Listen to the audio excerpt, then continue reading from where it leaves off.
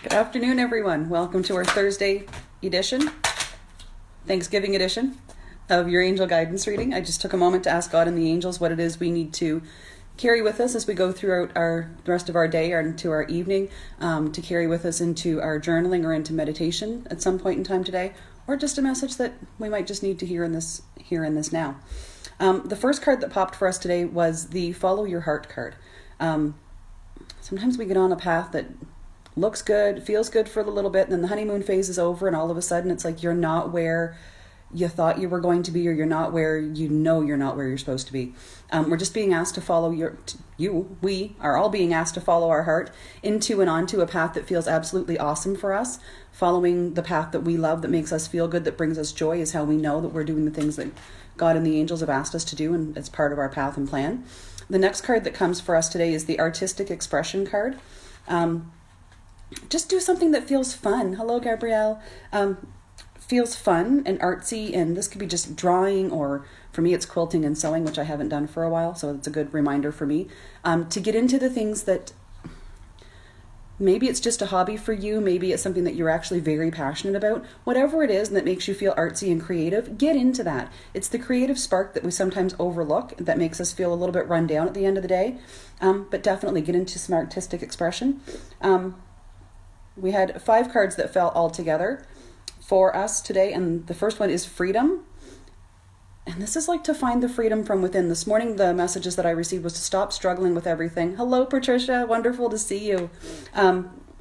To freedom. The message for me this morning was to let go of the things that I was struggling to hold on to, that maybe weren't serving me, or that I was kind of lost a little bit on where I was going and what I was doing. So this is a call for us to remember to get back to the freedom, the stuff that we do that makes us feel free and alive, to get back to that and to embrace it.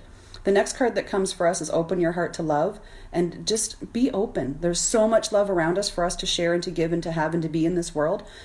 If you can't find a loving, wonderful person to spend time with, be that person for yourself and maybe for someone else. The next card that comes for us today is Yes. If you're wondering about your next steps and you think that this is the thing you're supposed to be doing, the message that comes is yes. At least give it a shot. Which gets us into the whole, they show me the puzzle board, which is where I often say, stop looking for the right step to take and just trust that the step you're taking is a step that God will use to get you where you're meant to be. It maybe where you're going isn't where you're meant to be, but God will make sure that you get to your destination. No worries.